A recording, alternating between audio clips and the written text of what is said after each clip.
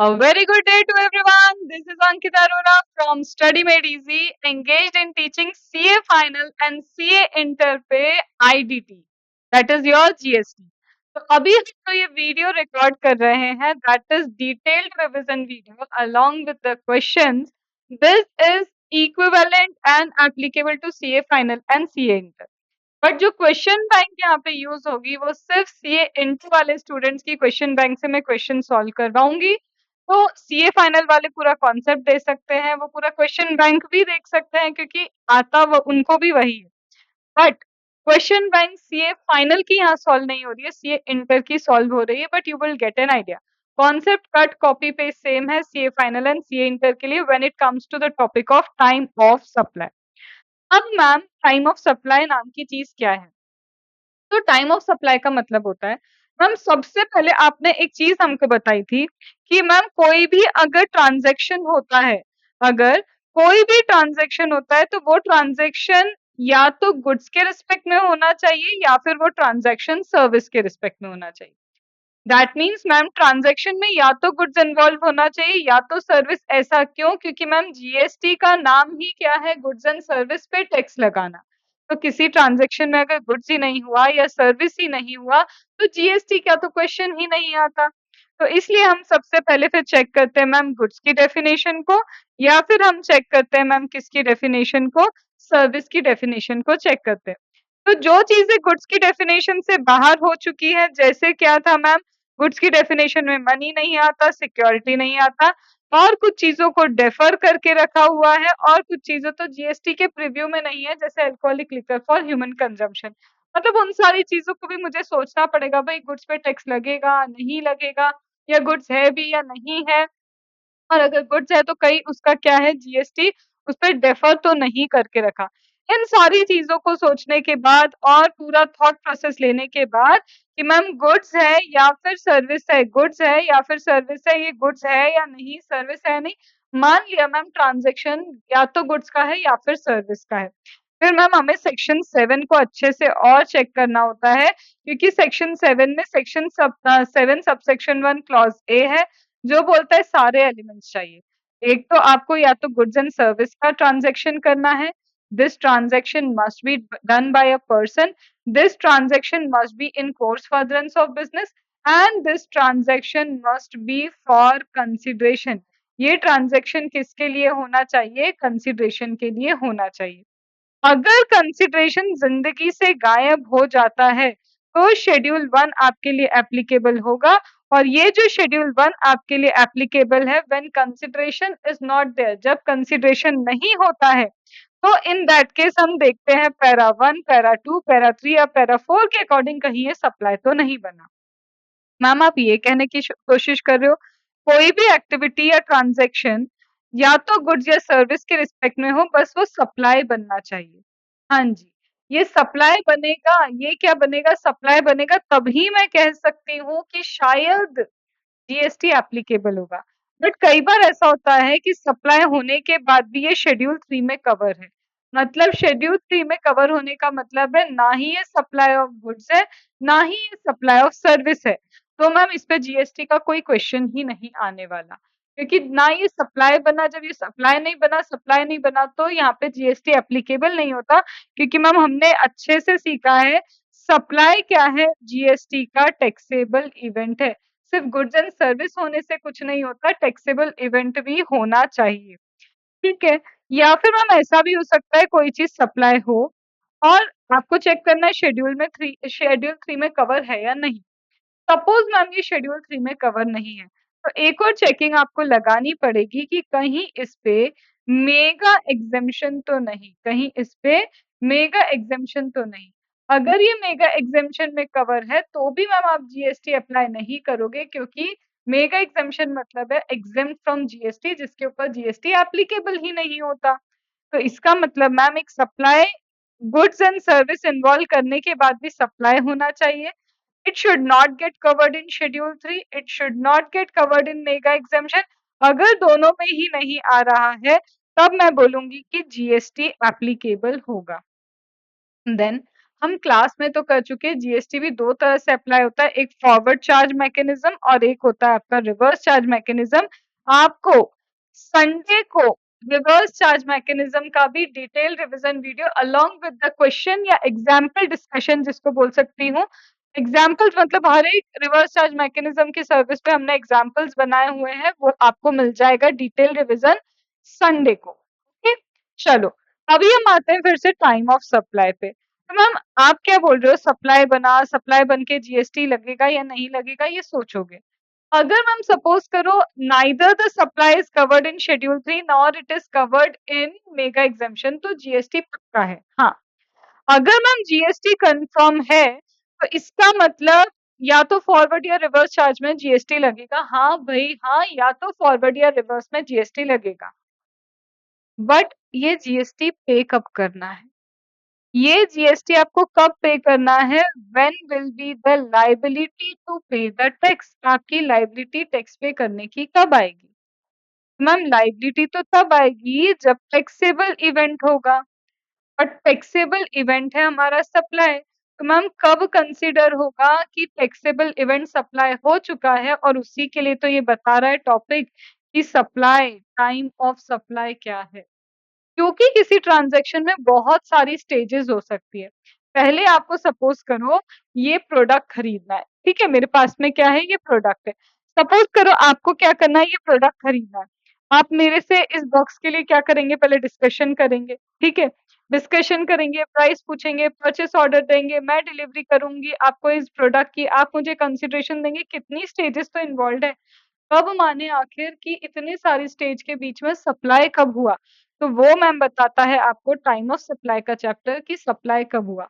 Before understanding the time of supply का chapter, यहाँ पे एक आपका जो सेक्शन है, जो सेक्शन आपका 31 है, वो मेजर इंपॉर्टेंस आपका प्ले करेगा। क्यों? क्योंकि ये दिया तो इनवॉइस डेबिट क्रेडिट नोट वाले चैप्टर में है।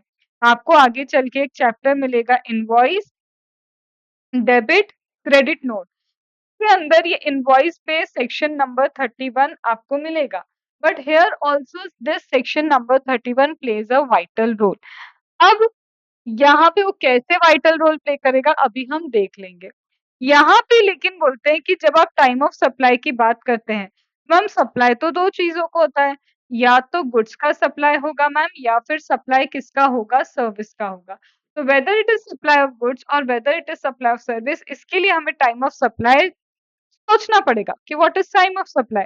मैम ये टाइम ऑफ सप्लाई सोचने के लिए हमारे पास कितने सेक्शन है, 2 सेक्शन है। और वो सेक्शन कौन से हैं, एक हो गया आपका सेक्शन नंबर 12 जो आपको बताएगा कि time of supply for the goods क्या होता है, और एक आएगा आपका क्या, सेक्शन नंबर 13। अब मैम सेक्शन नंबर 13 हमें क्या बताएगा कि time of supply for the service क्या होता है। और दोनों बहुत ज्यादा इजी है, लेट मी टेल यू, दोनों ही क्या है, बहुत ज्यादा इजी है, ज्यादा टफ नहीं है। जितना मैं बोलूं और जो मैं बोलूं आपका दिमाग सिर्फ उतने पे चलना चाहिए, ठीक है। चलो, तो अब स्टार्ट करते हैं with the topic that is supply of goods. Time of supply of goods क्या होगा, इससे पहले मैं आपको ये बताऊं time of supply of goods, उससे पहले मैं आपको एक चीज समझा दूं कि ये time of supply of goods में कुछ कैटेगराइजेशन है। जैसे जब हम गुड्स का सप्लाई करते हैं, whenever we do the supply of goods, जब भी हम गुड्स क्या करते हैं, सप्लाई करते हैं मैम, तो गुड्स का सप्लाई पता है मैम कैसे होता है, या तो हम फॉरवर्ड चार्ज मैकेनिज्म में गुड्स का सप्लाई करेंगे, या फिर मैम रिवर्स चार्ज मैकेनिज्म होगा, उसमें हम गुड्स सप्लाई करेंगे। Either it would be forward charge mechanism और it would be reverse charge mechanism. या फिर मैम ये भी हो सकता है कि कोई वाउचर इशू कर दें हम, इस वाउचर की बेसिस पे आप किसी गुड्स को खरीद सकते हैं, तो वाउचर भी इशू हो सकता है। या फिर मैम ये भी हो सकता है कि एक रेसिडुअल केस लगा लो। रेसिडुअल केस मतलब ना तो मैम हमारे पास फॉरवर्ड चार्ज मैकेनिज्म लगाने की कोई इंफॉर्मेशन है, ना रिवर्स चार्ज मैकेनिज्म, या फिर वाउचर है, तो वाउचर में जब आपको टाइम ऑफ सप्लाई निकालना होता है उसमें भी कुछ कुछ इन्फॉर्मेशन चाहिए। मतलब जब आप कोई पर्टिकुलर सेक्शन अप्लाई कर रहे हैं, पर्टिकुलर क्लॉज जब आप अप्लाई कर रहे हो और आपको उस पर्टिकुलर क्लॉज में इंफॉर्मेशन अवेलेबल नहीं है, सपोज आपको time of supply forward charge mechanism के लिए कैलकुलेट करना है बट आपके पास इंफॉर्मेशन नहीं है, या फिर रिवर्स चार्ज मैकेनिज्म में टाइम ऑफ सप्लाई आपको निकालना है बट आपके पास इन्फॉर्मेशन नहीं है या वाउचर में इन्फॉर्मेशन नहीं है, तो उसके लिए एक और रेसिडुअल केस भी दिया है। इस रेसिडुअल केस के हिसाब से you can calculate time of supply. फिर एक लास्ट आता है कि कई बार हमको लेट फीस रिसीव होती है, डिलेड पेमेंट रिसीव होता है। लेट फीस के साथ क्या होता है, डिलेड पेमेंट भी हमको क्या होता है, रिसीव होता है, तो उसका टाइम ऑफ सप्लाई क्या होगा? तो दैट मीन्स सबसे पहले हम क्या करते हैं, एक बाइफरकेशन देखते हैं कि when it comes to section number 12 that is your time of supply. ये जो फर्स्ट पार्ट है ये है आपके फॉरवर्ड चार्ज मैकेनिज्म के लिए। सेकंड वाला जो आपका थर्ड, जिसको हम यहाँ पे थर्ड बोलेंगे, ये है आपका रिवर्स चार्ज मैकेनिज्म के लिए। फोर्थ बात करता है अगर आपने वाउचर सप्लाई करके रखा है तो उसके लिए। फिफ्थ आपके लिए क्या बात करेगा यहाँ पे, फिफ्थ वाला, ये फिफ्थ वाला आपके लिए बात करेगा वो रेसिडुअल जो मैं बोल रही थी ना, जब आप कोई क्लॉज वगैरह अप्लाई नहीं कर पाएंगे तब रेसिडुअल आएगा। और ये बात करेगा आपके लिए अगर आपको late payment penalty, delayed fees वगैरह रिसीव होती है तो उसका टाइम ऑफ सप्लाई क्या होने वाला है। मैम अभी आप कुछ सेक्शन 31 की बात कर रहे थे, मैं अपने फ्लो के हिसाब से आपको रिवीजन करवाऊंगी। क्लास में सबसे पहले मैं सेक्शन 31 करवाती हूँ, बट रिवीजन में जो मुझे लगता है कि पर्टिकुलरली एक बार में, क्योंकि अब आपको कॉन्सेप्ट पता है तो ग्रेस्पिंग अच्छे से होगी, उसके according I am doing the revision. सबसे पहले आपको एक चीज लर्न हो गई अच्छे से कि when it comes to your time of supply, जब आप time of supply of goods की बात करते हैं तो कैटेगराइजेशन क्या है, reverse charge, forward charge, voucher, residual, late payment या फिर डिलेड पेमेंट रिसीव होना। पहले आते हैं अब हम फॉरवर्ड चार्ज मैकेनिज्म पे। इन case of your forward charge mechanism, जब फॉरवर्ड चार्ज मैकेनिज्म की बात करते हैं तो मैम टाइम ऑफ सप्लाई क्या है? तो when you talk about forward charge mechanism, मतलब कि जो सप्लायर है उसी को टैक्स पे करना है। तो फॉरवर्ड चार्ज मैकेनिज्म में बोलते हैं कि हद से हद हम कब मान लेंगे कि सप्लाई हो चुका है। भाई सप्लाई का मतलब है आपने या तो गुड्स या सर्विस जो भी दे रहे थे दे दिया, और हम यहाँ पे गुड्स की बात कर रहे हैं। तो अल्टीमेटली सप्लाई कब हो गया है? तो हम बोल रहे हैं अल्टीमेटली सप्लाई हो जाएगा तब तब जब या तो आप इनवॉइस इशू कर दें। चलो आप इनवॉइस इशू नहीं कर रहे, पेमेंट तो रिसीव हो गया होगा, तो हम बोलते हैं कि सप्लाई कर रहे हो, तो हम कब मानेंगे कि this is the time of supply in case of forward charge mechanism. Forward charge mechanism के लिए आपका टाइम ऑफ सप्लाई क्या है, that is your date of issue of invoice, या फिर date when the payment is receive by the supplier. तो ma'am short में इसको क्या लिखोगे आप? शॉर्ट में मैं लिखती हूँ date of issue of invoice और डेट ऑफ पेमेंट, ठीक है, विच एवर इज अर्लियर। ये हो गया आपका क्या, time of supply in respect of goods. अब लेकिन यहाँ पे एक आएगी आपको प्रॉब्लम। कई बार क्या होता है लोग टाइम से इनवॉइस इशू नहीं करते, कोई भी रीजन हो सकता है कि वो लोग क्या कर रहे, टाइम से इनवॉइस ही इशू नहीं कर रहे। जब मैम कोई पर्सन टाइम से इनवॉइस इशू ही नहीं करेगा तो ma'am you won't be having this information, आपके पास ये इंफॉर्मेशन ही अवेलेबल नहीं होगी। अरे भाई जब कोई बंदा टाइम से इनवॉइस ही इशू नहीं कर रहा, बिल्कुल ही इनवॉइस इशू नहीं कर रहा, तो तुम ये डेट कहाँ से लेके आओगे, date of issue of invoice? तो क्या गवर्नमेंट बैठी रहेगी कि जब ये बंदा क्या करेगा, इनवॉइस इशू करेगा, तब हम बोलेंगे कि ये है टाइम ऑफ सप्लाई? नहीं। तो गवर्नमेंट बोलती है वेदर यू इशू इनवॉइस और नॉट। हमने एक सेक्शन 31 बनाया है, हमने क्या किया है, एक सेक्शन बनाया है सेक्शन 31, और सेक्शन 31 में हमने लिख दिया कि लास्ट डेट क्या होगी जब आप इनवॉइस इशू कर सकते हैं। हमने एक ड्यू डेट दे दी, this is the last date up to which you can issue your invoice.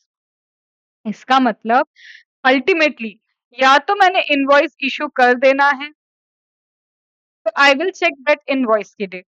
अगर मैं इनवॉइस इशू नहीं करती तो ये लोग ने दे दिया है due date for the issue of invoice, invoice issue करने की ड्यू डेट, और साथ में दिया है डेट ऑफ पेमेंट। ठीक है, तो बोलते हैं अगर आपको अपने इनवॉइस सपोज करो 26 जुलाई को इशू किया, जबकि ड्यू डेट कितनी है, 31 जुलाई। ठीक है, तो यहाँ तो इन दोनों का विचएवर इज अर्लियर हो गया कि इनवॉइस और ड्यू डेट ऑफ इनवॉइस। जब तुम टाइम से इनवॉइस इशू कर चुके हो तो मुझे ड्यू डेट ऑफ इनवॉइस देखने की जरूरत ही कहाँ है, because you have issued invoice on time. फिर साथ में हम देखेंगे पेमेंट की डेट। तो इनवॉइस और पेमेंट व्हिचएवर इज अर्लियर। लेकिन अब उल्टा हो जाए, आपको बोला था इनवॉइस इशू करना है, आपने इनवॉइस इशू किया 1 अगस्त को, जबकि ड्यू डेट थी 31 जुलाई। तो जब ड्यू डेट आपकी 31 जुलाई आ रही है, लेकिन आप भाई साहब इनवॉइस कब इशू कर रहे हैं? आप इनवॉइस इशू कर रहे हैं 1 अगस्त को। अब हमारा कंपैरिजन होगा ड्यू डेट और payment whichever is earlier. इन दोनों में से जो भी अर्लियर होगा उसमें, और उसके बेसिस पे हम बताएंगे कि फॉरवर्ड चार्ज मैकेनिज्म में टाइम ऑफ सप्लाई क्या है। तो कंपैरिजन किन किन के बीच में है, यहाँ पे मैं फिर से लिख रही हूँ, अच्छे से तुम्हें समझा रही हूँ, और कहीं ना कहीं डिटेल्ड रिवीजन की तरह ही बता रही हूँ, इसको समझो। Date of issue of invoice,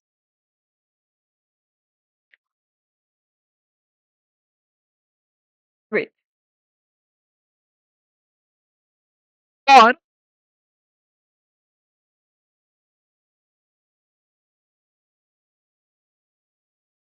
और due date of issue of invoice, और date of payment whichever is earlier।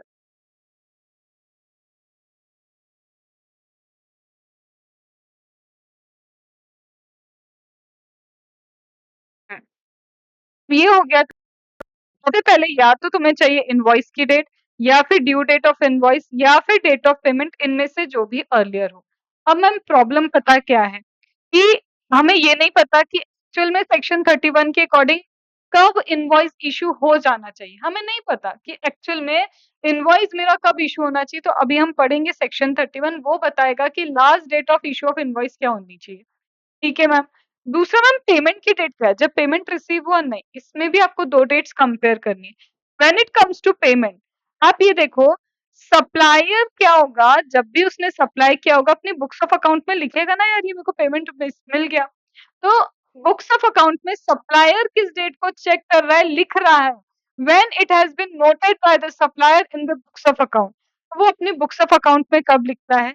या फिर बैंक अकाउंट में मैम पैसा पैसा आया होगा, बैंक अकाउंट में अगर पैसा आया तो बैंक अकाउंट इसका कब क्रेडिट हुआ है? When the bank account got credited which ever is earlier, इससे पता चलेगा डेट ऑफ पेमेंट क्या है। तो पहले आप निकालेंगे इनवॉइस और due date of invoice whichever is earlier. फिर पेमेंट में आप देखेंगे बुक्स ऑफ अकाउंट में सप्लायर ने कब लिखा है कि पेमेंट हुई है, और बैंक अकाउंट में किस दिन एक्चुअल में क्रेडिट हुआ है। इसमें से विच एवर इज अर्लियर जो होगा वो डेट ऑफ पेमेंट होगी। तो उसके हिसाब से मुझे पता चल जाएगा फॉरवर्ड चार्ज मैकेनिज्म में मेरा टाइम ऑफ सप्लाई क्या है। ठीक है, आई ये बात समझ में? Yes ma'am. अभी सेक्शन 31 के लिए रुक रहे हैं, सिर्फ तुम्हें फॉर्मूला याद होना चाहिए, इनवॉइस और ड्यू डेट ऑफ इनवॉइस और पेमेंट। पेमेंट में चेक करेंगे सप्लायर ने बुक्स ऑफ अकाउंट में कब लिखा, और credited to the bank account of the supplier कब हुआ। के बाद विचेवर इज अर्लियर करो तो आपको फॉरवर्ड चार्ज मैकेनिज्म के according you will come to know कि आपका टाइम ऑफ सप्लाई क्या है। डन। अब मैम ये कहाँ लिखा है? ये पेमेंट के लिए ये सब देखना होगा। क्लॉज बी, क्लॉज बी, यहाँ क्या लिखा है? पेमेंट मतलब जिस दिन आपके बुक्स ऑफ अकाउंट में एंट्री हुई, आप मतलब सप्लायर के, या फिर बैंक अकाउंट क्रेडिट हुआ, इसमें से जो भी अर्लियर हो, इसमें से जो भी क्या हो, अर्लियर हो। अंडरस्टूड? अब ये हो गया मेरा फॉरवर्ड चार्ज मैकेनिज्म। अब ma'am reverse charge mechanism in case of goods. Goods के केस में रिवर्स चार्ज मैकेनिज्म क्या होता है? तो when it is reverse charge mechanism in case of goods, reverse charge mechanism में मैम सारे कंप्लायंसेस ना रिसिपिएंट को करने होते हैं, राइट? तो यहाँ पे सारा कंसंट्रेशन रिसिपिएंट पे। बोलते हैं किस दिन गुड्स रिसीव किए रिसिपिएंट ने, वो डेट देखो। मैम क्यों ऐसा जरूरी है कि हमको ये देखना पड़ेगा रिसिपिएंट ने किस दिन क्या किए, गुड्स रिसीव किए? इसका आंसर मैं आपको आईटीसी चैप्टर में दूंगी। ये लिंक करता है आईटीसी चैप्टर के सेक्शन नंबर 16 की कंडीशन पे, जो कंडीशन ये बोलती है कि किसी भी रजिस्टर्ड पर्सन को आईटीसी अवेल करना है तो गुड्स उसको क्या होने चाहिए, रिसीव होने चाहिए। बस अभी इतना ही जानना ओके है कि अगर आप आईटीसी लेना चाहते हो तो सेक्शन 16 में लिखा है तो कि गुड्स आपको रिसीव होने चाहिए। अब जो बंदा टैक्स पे करेगा वही तो आईटीसी क्लेम करेगा। रिवर्स चार्ज मैकेनिज्म में टैक्स पे करने वाला रिसिपिएंट। तो देखो तो सही कि रिसिपिएंट को गुड्स किस दिन रिसीव हुए। तो यहाँ पे ma'am date of receipt of goods लेनी पड़ेगी, फिर से डेट ऑफ पेमेंट भी लेना पड़ेगा। और साथ में जब आप इनवॉइस इश्यू करते हैं तो जिस दिन आपने इनवॉइस इश्यू किया उसकी फर्स्ट डे काउंट करना है। इनवॉइस इश्यू किया 1 जुलाई को, तो 2 जुलाई से 31 डे जो भी आ रहा है तो आपको 31 जुलाई लेना है। तो date of issue of invoice से आपको क्या लेना है, 31 डे काउंट करना है कि 31वां दिन कौन सा है। अब इन तीनों को कंपेयर करना है विच एवर इज अर्लियर। इन तीनों को क्या करना है, कंपेयर करना है और कहना है विच एवर इज अर्लियर। कहना क्या चाहते हो ma'am, reverse charge mechanism in case of goods. आपको गुड्स कब रिसीव हुए, that is date of receipt of goods. Second आपको देखना है डेट ऑफ पेमेंट। अब पेमेंट की डेट में भी तो मैम वही कंपैरिजन आएगा क्योंकि सप्लायर ने किस दिन बुक्स ऑफ अकाउंट में लिखा, बैंक अकाउंट कब क्रेडिट हुआ, नहीं। क्या कहा था शुरुआत में, रिवर्स चार्ज मैकेनिज्म मतलब रिसिपिएंट पे कंसंट्रेशन रहेगा। रिवर्स चार्ज मैकेनिज्म का मतलब क्या है, कॉन्सेंट्रेटेड ऑन रिसिपिएंट। रिसिपिएंट के केस में क्या आएगा, इन case of recipient, recipient payment करता है तो इसने अपने बुक्स ऑफ अकाउंट में कब लिखा, और साथ में इसके बैंक अकाउंट में डेबिट होगा क्योंकि ये पेमेंट कर रहा है। तो चेक करो जब उसका बैंक अकाउंट डेबिट हुआ वो डेट, वो बुक्स ऑफ अकाउंट में रिसिपिएंट कब लिख रहा है वो date, whichever is earlier, this will be your date of payment. तो रिवर्स चार्ज मैकेनिज्म में होगा date of receipt of goods, date of issue of payment से 31st day, and date of payment कैसे compare होगा, books of account में recipient ने कब debit किया है और उसका बैंक अकाउंट क्या हुआ है, कब डेबिट हुआ है। तो बुक्स ऑफ अकाउंट में कब लिखा और बैंक अकाउंट कब डेबिट हुआ, विच एवर इज अर्लियर, ये हो गया आपका रिवर्स चार्ज मैकेनिज्म। प्रॉब्लम क्या है मैम, ना मुझे ये पता है कि कब गुड्स रिसीव हुए, ना ये पता है क्योंकि पेमेंट अभी हुआ ही नहीं। पेमेंट सपोज करो नहीं आया तो कोई डेट ही नहीं आएगी, ना बुक्स ऑफ अकाउंट में लिखा, ना कोई डेबिट हुआ, कुछ नहीं हुआ। मैम ना ही हमने अभी तक इनवॉइस इश्यू किया, इनवॉइस इश्यू किया नहीं, पेमेंट अभी आया नहीं, ये पता नहीं गुड्स कब रिसीव हुआ, मतलब ना आप क्लॉज ए लगा पा रहे हो, ना बी लगा पा रहे हो, ना सी लगा पा रहे हो।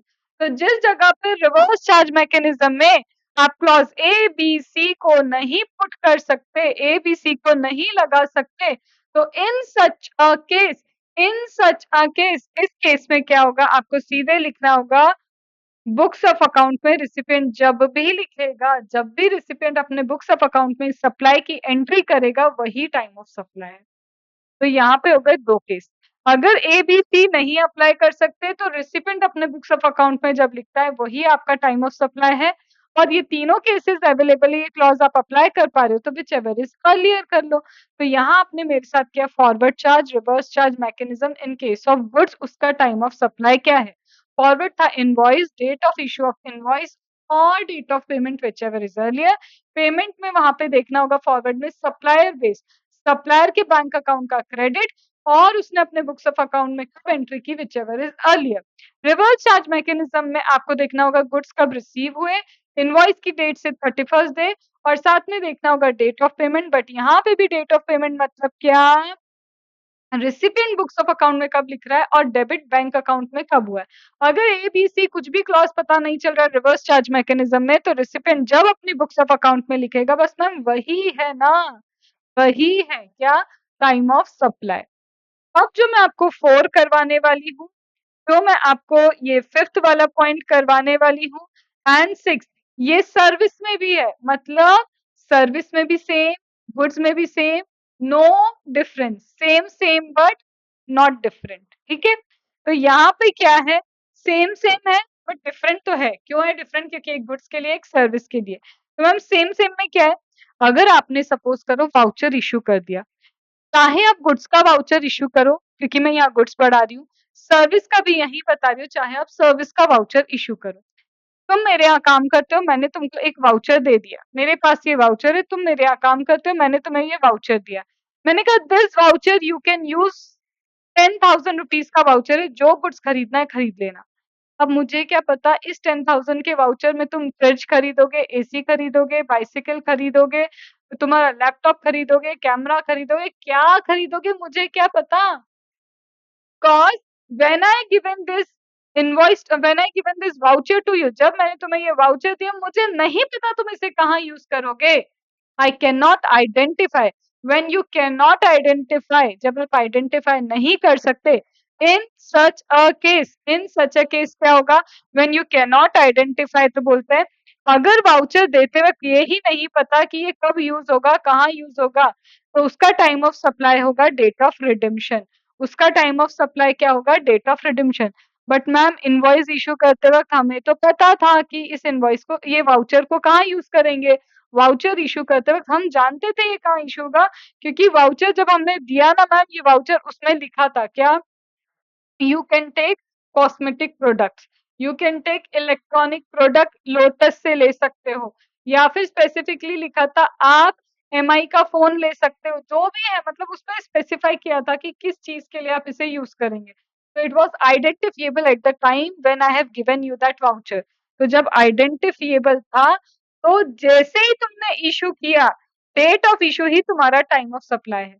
So when you can identify the date of issue time of supply, when you cannot identify, you have to wait till the date of redemption, क्योंकि redemption पे पता चलेगा भाई किस काम के लिए यूज हुआ है और उसी दिन एक्चुअल यूज हुआ है। अंडरस्टूड? मैंने किया reverse charge mechanism for goods, मैंने किया forward charge mechanism for goods, मैंने की वाउचर की बात। वाउचर की कट कॉपी पेस्ट बात लिखी है सर्विस में भी, कि अगर वाउचर सर्विस के लिए दिया है, तुम्हें अभी नहीं पता कौन सी सर्विस यूज होगी, तो wait for the date of redemption. तुम्हें पता है किस सर्विस के लिए तुमने वाउचर दिया है, तो फिर क्या होगा? Date of issue of that voucher. इसके अलावा अब हम आते हैं फिर से same same, this is same, मतलब गुड्स में भी यही है, सर्विस में भी यही है, कोई फर्क नहीं है। ये बोलते हैं सपोज आप सबसेक्शन 2 मतलब फॉरवर्ड चार्ज मैकेनिज्म नहीं लगा पा रहे, सपोज सबसेक्शन 3 या तो रिवर्स चार्ज मैकेनिज्म है, रिवर्स चार्ज मैकेनिज्म अप्लाई नहीं हो पा रहा, या फिर वाउचर में जो डिटेल्स चाहिए थे वाउचर वाली चीज के लिए आपके पास वो डिटेल्स ही नहीं है। मतलब वाउचर इशू किया, आपको यही याद नहीं कि किस दिन आपने इशू किया। आइडेंटिफिएबल है but you do not know कि आपने इशू कब किया था, या फिर आइडेंटिफिएबल नहीं है पर ये नहीं पता डेट ऑफ रिडेम्पशन क्या है। तो आप जिस भी केस में फॉल करते हो, या तो 2 में फॉल करोगे, या 3 में फॉल करोगे, या 4 में फॉल करोगे, जिसमें भी फॉल करते हो but you do not know, कोई इन्फॉर्मेशन नहीं है उसके रिस्पेक्ट में। मैम 2 अप्लाई नहीं कर पा रहे तो यहाँ आ जाओ। मैम 3 अप्लाई नहीं कर पा रहे क्यों? क्योंकि क्लॉज़ ए नहीं है, क्लॉज़ बी और क्लॉज़ सी याद है? क्लॉज़ ए नहीं लगा सकते, बी नहीं लगा सकते, सी नहीं लगा सकते, तो हम एक और प्रोविज़ो पे पहुँचे थे वहाँ, कि जब रिसिपिएंट अपने बुक्स ऑफ अकाउंट में लिखेगा बस वही तुम्हारा टाइम ऑफ सप्लाई है। सपोज़ करो उस केस में तुम्हें ये भी नहीं पता कि रिसिपिएंट ने अपने बुक्स ऑफ अकाउंट में एंट्री कब की, तो वो तुम्हारा वो वाला प्रोविज़ो भी नहीं लग पाएगा। समझ रहे हो? तो फिर तुम कहाँ पे आओगे? यहाँ पे।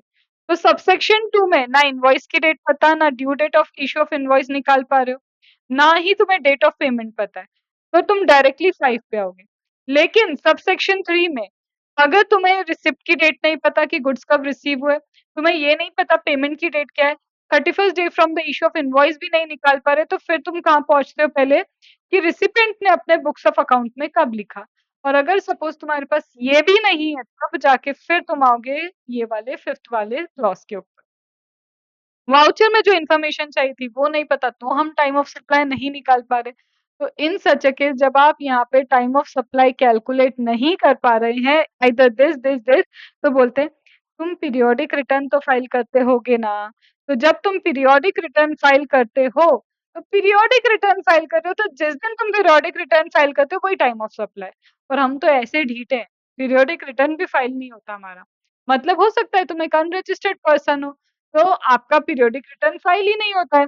तो यहाँ पे जब पीरियोडिक रिटर्न फाइल नहीं होता है, तो जब तुम टैक्स पे करोगे, तभी मान लेंगे कि टाइम ऑफ सप्लाई है।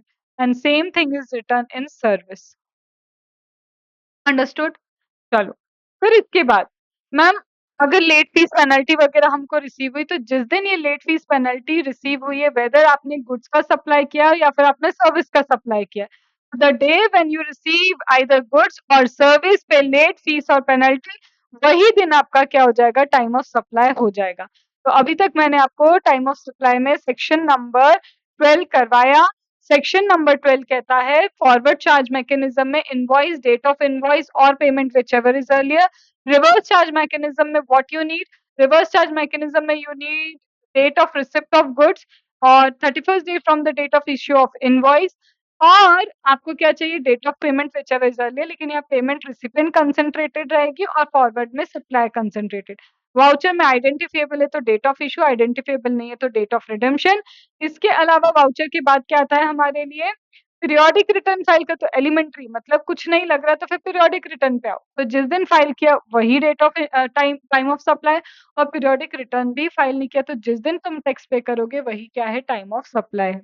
लेट फीस वगैरह जिस दिन रिसीव होती है वो उसका क्या होता है, टाइम ऑफ सप्लाई। ये सेक्शन नंबर 12 कहता है। लेकिन एक प्रोवाइजो और है सेक्शन नंबर 12 का, वो क्या कहता है कि सपोज करो जब तुम गुड्स दे रहे थे, तुम्हें कोई एडवांस रिसीव हो गया, तो गुड्स के रिस्पेक्ट में जब भी आपको क्या होता है, कोई एडवांस रिसीव होता है, तो जस्ट बिकॉज आपको एडवांस रिसीव हुआ है, और मैंने सप्लाई चैप्टर में बताया था कि एडवांस रिसीव होना मतलब एग्री टू मेड, याद है ये आपको कीवर्ड, एग्री टू मेक का मतलब भी क्या होता है, एडवांस होता है। ये जो आप एडवांस रिसीव कर रहे हो ये भी सप्लाई है। बोलते ऑल्दो ये सप्लाई है, बट यहाँ पे ये अक्टूबर 2023 में जो अमेंडमेंट आया था, क्लैरिफिकेशन आया था, उसने बोला अगर गुड्स के रिस्पेक्ट में कोई एडवांस रिसीव होता है तो उसे उस वक्त सप्लाई, उस सप्लाई पे जीएसटी उस वक्त नहीं लगेगा। तो कब लगेगा, जब इस सप्लाई को का एक्चुअल आप इनवॉइस बनाएंगे ना आगे चल के, तब जाके हम क्या करेंगे, टैक्स लगाएंगे, तब जाके हम जीएसटी अप्लाई करेंगे। लेकिन अगर ये गुड्स पता है कौन से हैं, ये गुड्स वो एक्शनेबल क्लेम वाले हैं।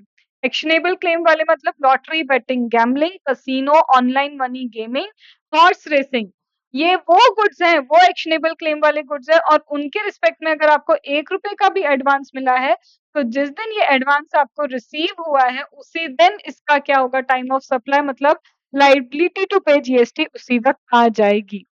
तो ये है आपका एडवांस के रिस्पेक्ट में ये वाला clarification. Although till now IDT की बुक में अभी तक आईसीआई ने इसको अमेंड नहीं किया, ठीक है। So you have to consider this fact कि इसमें क्या है, अमेंडमेंट। देन इसके बाद यहाँ पे एक और क्लैरिफिकेशन है, वो ये बोलता है कि देखो आप क्या कंपेयर करते हो, इनवॉइस और payment whichever is earlier. Suppose ma'am आपका इनवॉइस जो है, आपने जो गुड्स सप्लाई की वो 1 लाख रुपीस के गुड्स सप्लाई किए, ठीक है, तो आपने इनवॉइस तो 1 लाख रुपीस का बना दिया, लेकिन पेमेंट, पार्ट पेमेंट भी आ सकता है, 30,000 30,000 30,000 का पेमेंट भी आ सकता है आपको। तो बोल रहे हैं मैम इनवॉइस और payment whichever is earlier. Ma'am suppose करो आपके केस में पेमेंट अर्लियर आ रहा है, सपोज इनवॉइस 31 जुलाई को बना और पेमेंट आपको मिल गया 15 जुलाई को, तो टाइम ऑफ सप्लाई तो पेमेंट होगा। तो बोलते हैं अगर पेमेंट अर्लियर आया है तो जितने रुपए का पेमेंट होगा उतने का ही सप्लाई कंसीडर किया जाएगा। लेकिन अगर मैम सपोज करो अपोजिट होता, हमको 15 जुलाई को हमने क्या किया, इनवॉइस बना दिया, बल्कि पेमेंट 31 जुलाई को मिला, तो अब इनवॉइस क्या हो गया, अर्लियर हो गया, और मैंने तो इनवॉइस 1 लाख रुपीस का बनाया था, तो 1 लाख अगर इनवॉइस में मेंशन्ड है तो फिर 1 लाख रुपीस का ही क्या होगा, डीम्ड सप्लाई होगा। ये कहाँ लिखा है, ये लिखा है कि क्लॉज ए और बी के लिए सप्लाई कितने का माना जाएगा, what would be the amount of supply. अगर आपका इनवॉइस अर्लियर आता है तो इनवॉइस में जितना अमाउंट मेंशन्ड है वही आपका डीम्ड सप्लाई है, और अगर पेमेंट अर्लियर आता है तो पेमेंट जितने का हुआ है उतने का डीम्ड सप्लाई। फिर आगे जब जैसे जैसे पेमेंट मिलता जाएगा वैसे वैसे उस पे क्या करते जाएंगे, टैक्स चार्ज करते जाएंगे, दैट इज द मीनिंग। इसी के साथ मेरा ओवरऑल सेक्शन नंबर 12 फिनिश होता है। बट सेक्शन नंबर 12 में मुझे सेक्शन नंबर 31 भी अभी एक्सप्लेन करना है, जिसको अभी भी मैं रखती हूँ पेंडिंग, अभी के लिए अभी भी क्या कर रही हूँ, उसको पेंडिंग रख रही हूँ। हम आते हैं अब किसके ऊपर, डायरेक्टली सर्विस के ऊपर। अब सर्विस में मुझे क्या ही बताना है आपको, कुछ ज्यादा नहीं, क्यों, देखो आपको सब पता है। कैसे मैम, ये देखो, when it comes to, when it comes to forward charge mechanism for service, service भी मैम फॉरवर्ड चार्ज मैकेनिज्म पे आएगी, हाँ। और मैम सर्विस के लिए भी क्या होगा, रिवर्स चार्ज मैकेनिज्म होगा, बिल्कुल सर्विस के लिए भी क्या होगा, रिवर्स चार्ज मैकेनिज्म। और वही देखो वाउचर, वही देखो पीरियोडिक रिटर्न, और वही लेट पेमेंट वाली चीज जो अब भी मेरे साथ कर ली। इसका मतलब क्या हम ये दोबारा करने वाले हैं यहाँ पे, नहीं, मुझे सिर्फ आपको अब ये reverse charge mechanism and forward charge mechanism ही समझाना है। तो ये बोलते हैं देखो कि जब आप सर्विस का क्या करते हैं, सप्लाई करते हैं, when ever you supply the service, जब आप क्या करते हैं सर्विसेज सप्लाई करते हैं, तो अगर ये फॉरवर्ड चार्ज मैकेनिज्म है तो व्हिचएवर इज अर्लियर करना। किसका व्हिचएवर इज अर्लियर? बोलते हैं देखो, या तो आप इनवॉइस इश्यू करेंगे, ठीक है? तो date of issue of invoice, if the invoice is issued within the prescribed period under section 31 or date of receipt of payment whichever is earlier. फिर आता है date of provision of the service, if invoice is not issued within the prescribed time or date of payment whichever is earlier. अब हम ये क्या लिख रहे हैं कुछ तो समझ आ नहीं रहा है। फिर क्या बोला है? Date on which the recipient shows the receipt in the books of account in case where the provision of clause A and B do not apply. मतलब ये क्या-क्या लिखा है समझो। सबसे पहले वो क्या बोलता है, सिंपल सी बात बोल रहा है कि देखो मैम, जैसे ही हमने आपको कोई सर्विस दी, सर्विस कंप्लीट हुई, तो ये बोलते हैं कि अगर ये एक कंटिन्यूअस सप्लाई ऑफ सर्विस नहीं है, मतलब आपको 3 महीने से ज़्यादा नहीं लग रहे इस सर्विस को सप्लाई करने में, ठीक है? अगर ये एक कंटिन्यूअस सप्लाई ऑफ सर्विस नहीं है और कंप्लीट हो गई सर्विस कंप्लीटेड, तो सर्विस कंप्लीट होने के 30 डेज़ के अंदर या 45 डेज़ के अंदर आपको इनवॉइस इश्यू करना चाहिए।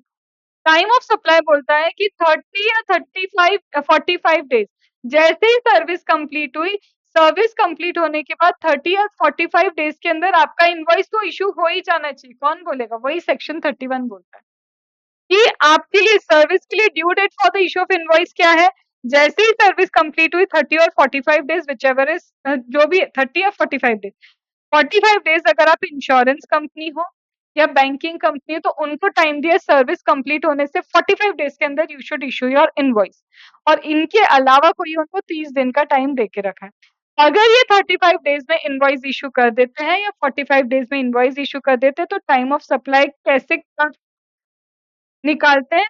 इनवॉइस और payment whichever is earlier. But अगर मैम इन्होंने 30 डेज या 45 डेज में इनवॉइस इश्यू नहीं किया, तब आप कैसे कैलकुलेट करोगे टाइम ऑफ सप्लाई? तब कैलकुलेट करोगे कंप्लीशन और पेमेंट व्हिचएवर इज अर्ली। ये हो गया तुम्हारा time of supply with respect to service. तो यहाँ पे यही दिया था, अगर इनवॉइस विद इन 30 डेज या 45 days from the date of completion of service issue हो गया, तो इनवॉइस और payment whichever is earlier time of supply है। लेकिन इनवॉइस इश्यू नहीं हुआ, पेमेंट और completion date whichever is earlier will be time of supply. लेकिन ना आपको इनवॉइस पता, क्योंकि आपने इनवॉइस इश्यू नहीं किया, ना आप ड्यू डेट ऑफ इनवॉइस, आपने 30 डेज के अंदर इनवॉइस इश्यू नहीं किया या फिर आपने इनवॉइस ही इश्यू नहीं किया, ठीक है? और अभी सर्विस भी क्या है, सर्विस का भी आपको नहीं पता कि date of completion of service क्या है। सीधी बात ये है कि मैम ना तो हमें क्लॉज़ ए की डिटेल पता है, ना ही हमें क्लॉज़ बी की डिटेल पता है। इनवॉइस अभी हमने इश्यू नहीं किया, इनवॉइस इश्यू नहीं किया, अभी सर्विस भी कंप्लीट नहीं हुई, क्योंकि कंप्लीशन की डेट से पहले या क्या हो जाना चाहिए, इनवॉइस इश्यू हो जाना चाहिए, कंप्लीशन की डेट से 30 डेज़ के अंदर इनवॉइस इश्यू होना चाहिए। मैम ना तो हम ए क्लॉज़ लगा पा रहे हैं, ना बी क्लॉज़ लगा पा रहे हैं। तो सीधे बोलते हैं फिर पेमेंट रिसीव हुआ होगा। तो जिस दिन तुम्हें पेमेंट रिसीव हुआ है वही दिन मान लेना तुम्हारा क्या है, टाइम ऑफ सप्लाई। क्योंकि ना तुम्हें इनवॉइस पता, ना कंप्लीशन पता, कोई डिटेल नहीं पता, तो पैसा तो ले रहे हो ना, जिस दिन पैसा ले रहे हो उसी दिन मान लो ये टाइम ऑफ सप्लाई है। अंडरस्टूड? अब यहाँ पे भी वही चीज़ लिखी है। लेकिन सर्विस के केस में क्या बोला है, जब आप सर्विस प्रोवाइड करते हो और सर्विस प्रोवाइड करते वक़्त अगर आपको इक्वल टू 1000 तक का एडवांस रिसीव होता है, सर्विस में अगर आपको इक्वल्स टू 1000 तक का इनवॉइस रिसीव होता है, ऑप्शन सप्लायर को दिया है कि ओ सप्लायर, तुम्हारे ऊपर है, क्या है? अगर तुम चाहो तो क्या कर सकते हो? तुम चाहो तो अभी के अभी जब तुमने रिसीव किया है ना ये 1000 एडवांस, इस एडवांस 1000 पे तुम अभी टैक्स पे कर दो, और या फिर तुम्हारी इच्छा, तुम्हारा विश, सप्लायर चाहे तो जब एक्चुअल इनवॉइस बनाएगा तो एक्चुअल इनवॉइस पे भी क्या कर सकता है, ये टैक्स पे कर सकता है। मैम एक्चुअल इनवॉइस मतलब the advance is received for the service yet not provided. अगर 1000 का एडवांस आपको ऐसी सर्विस के लिए रिसीव हुआ है जो अभी प्रोवाइड ही नहीं हुई, अगर 1000 तक का है तो सप्लायर के पास ऑप्शन है या तो रिसीव बेसिस पे अभी टैक्स पे कर दे, या फिर जब ये सर्विस देगा और जब ये इसका इनवॉइस बनाएगा तो जिस दिन ये एक्चुअल इसका इनवॉइस बनाएगा उस दिन भी इस 1000 पे क्या कर सकता है, टैक्स पे कर सकता है, बट अमाउंट सिर्फ टू 1000 हो, तब ये ऑप्शन सप्लाई को दिया है सर्विस के केस में।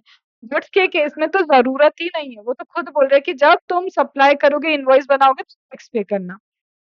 But ma'am if the advance is more than 1000 तब तो तुम्हें रिसीव होते से ही टैक्स पे करना है। This has been given in your supply of service.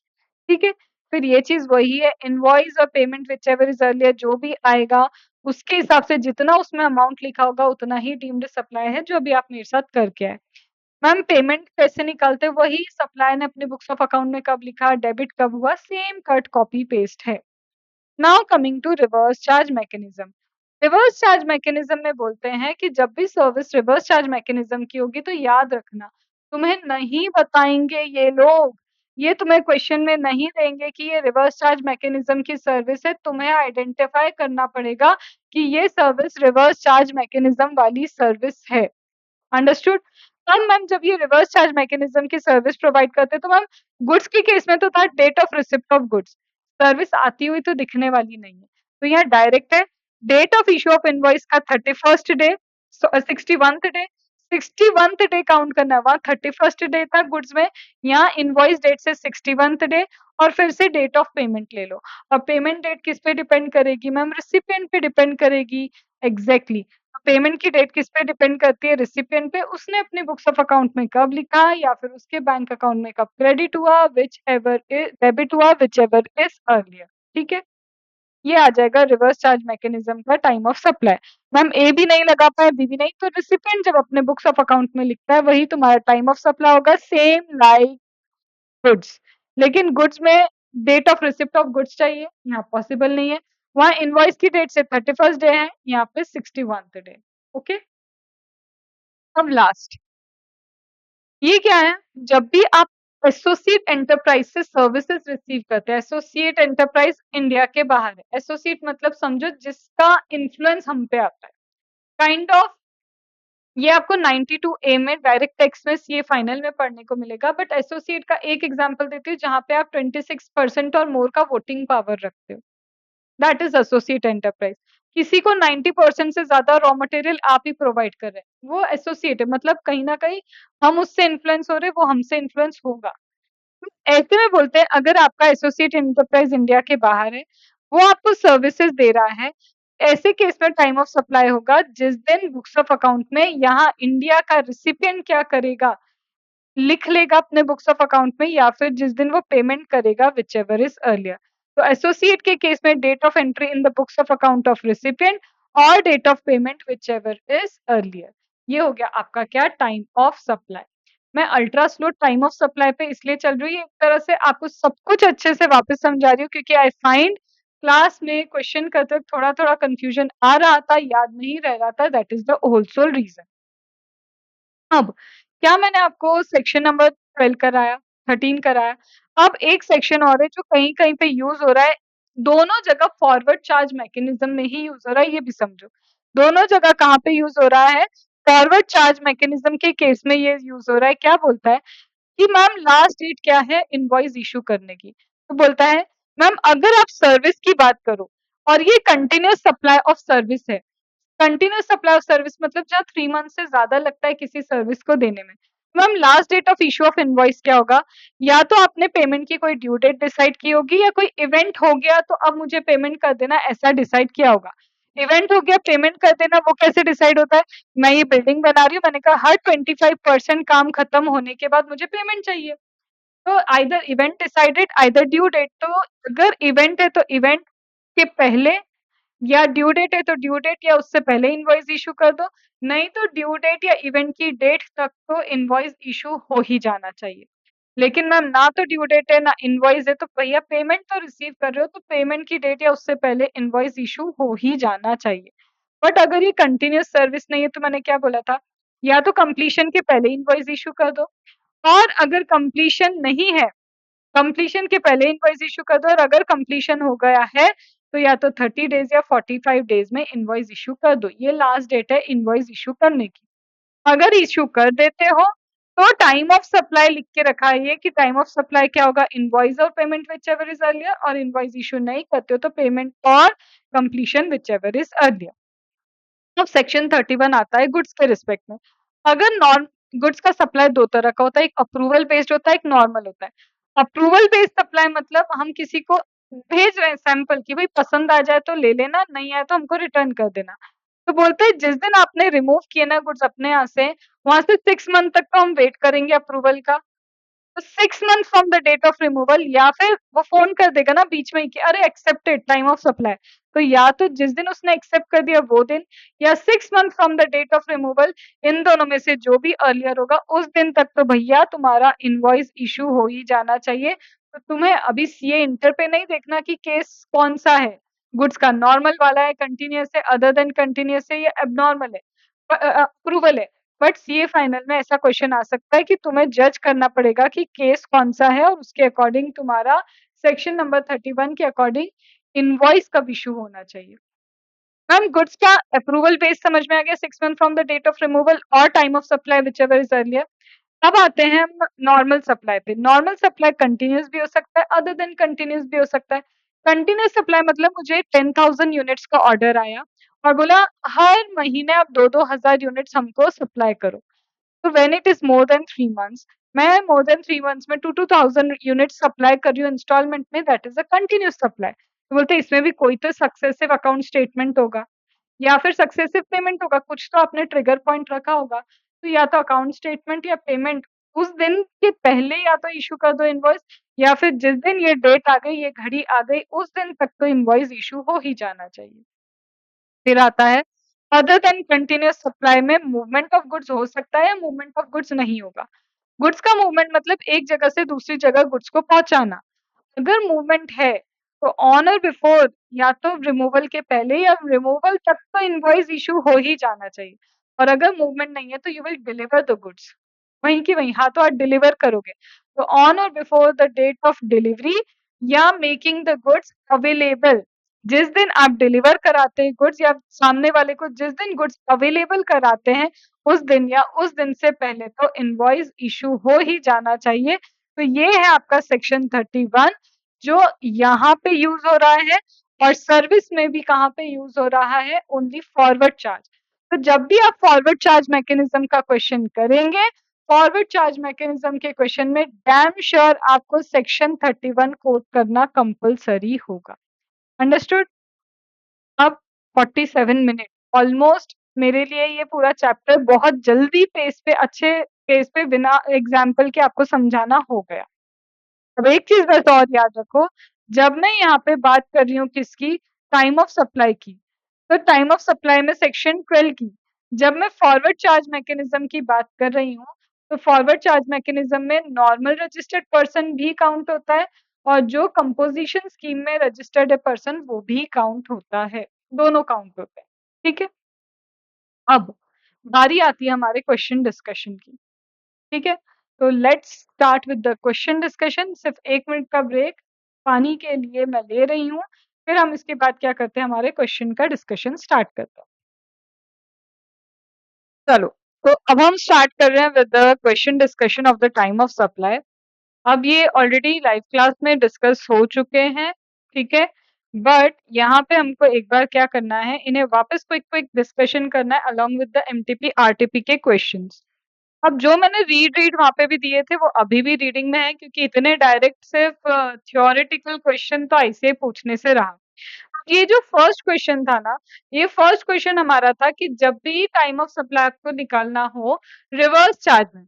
अब इन्होंने दे के रखा है एक चीज, मेरा रूल नंबर 1 आप अच्छे से समझ लो।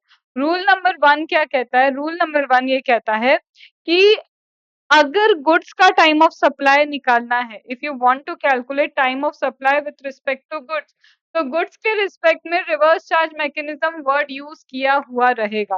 When you want to calculate goods के रिस्पेक्ट में टाइम ऑफ सप्लाई, तो वहां पे आपको क्या मिलेगा, आपको रिवर्स चार्ज मैकेनिज्म ऐसा वर्ड लिखा हुआ मिलेगा। जब तक आपको रिवर्स चार्ज मैकेनिज्म नहीं मिले, नहीं मानना कि ये टाइम ऑफ सप्लाई आपको रिवर्स चार्ज में कैलकुलेट करना है, वो फिर हमेशा क्या रहेगा, फॉरवर्ड चार्ज ही रहेगा। लेकिन when it comes to service, जब हम किसकी बात करते हैं, सर्विस की, एक सेकेंड ना, ये चल नहीं रहा है मेरा पेन, 1 मिनट रुको।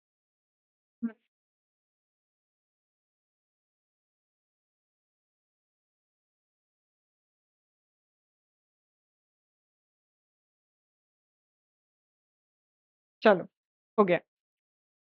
और गुड्स के रिस्पेक्ट में आपको हमेशा रिवर्स चार्ज मैकेनिज्म वर्ड मिलेगा, लेकिन सर्विस के रिस्पेक्ट में they will not provide you कि ये रिवर्स चार्ज मैकेनिज्म का क्वेश्चन है। आपको 9(3) आपने पढ़ा है रिवर्स चार्ज मैकेनिज्म, 9(4) पढ़ा है, आपको उसमें से कोई एक सर्विस दे देगा वो, और आपको ये जज करना है कि ये रिवर्स चार्ज मैकेनिज्म का क्वेश्चन है। तो पॉइंट 1 इज गुड्स के रिस्पेक्ट में easy to identify reverse charge mechanism है क्योंकि वो देगा।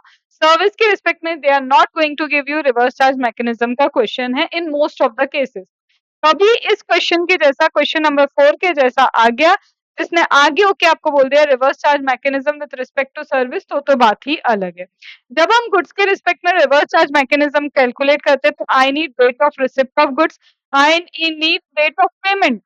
ठीक है, मुझे पेमेंट की डेट चाहिए, और पेमेंट की डेट कैसे कैलकुलेट होती है कि बुक्स ऑफ अकाउंट में कब लिखा है रिसिपिएंट ने, या फिर उसके बैंक अकाउंट में डेबिट कब हुआ। एंड इशू ऑफ इनवॉइस, जब भी आपने इनवॉइस किया उससे 31st डे मुझे काउंट करना है। तो पहले तो आप पूरा प्रोविजन लिखेंगे, प्रोविजन लिखने के बाद ही आप क्या करेंगे, कैलकुलेशन लगाएंगे। फर्स्ट केस में मुझे डेट ऑफ रिसिप्ट पता है, मुझे डेट ऑफ पेमेंट भी दिया है, लेकिन यहाँ से मुझे 31st डे काउंट करना है। तो यहाँ से 31st डे क्या है, 30th से मैंने काउंट किया, तो 30th से काउंट किया तो जुलाई 30th मेरा क्या आ गया यहाँ पे, 31st डे हमारा आ जाएगा। तो अब मुझे इन तीनों में से ये दोनों और इन तीनों में से कंपेयर करना है विच एवर इज अर्लियर, तो जुलाई 1st is which ever is earlier.